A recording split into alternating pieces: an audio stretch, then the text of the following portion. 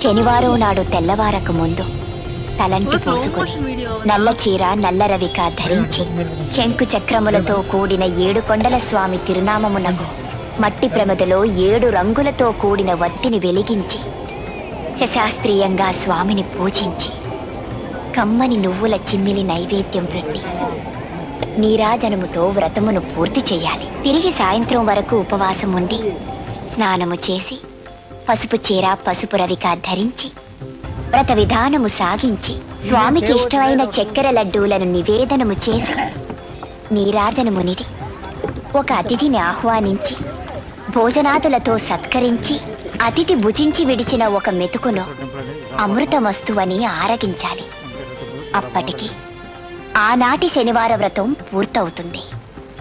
ఈ విధంగా 7 శనివారములు వ్రతమును చేసినచో ఉద్దేశించిన సత్ఫలమును పొందగలరు.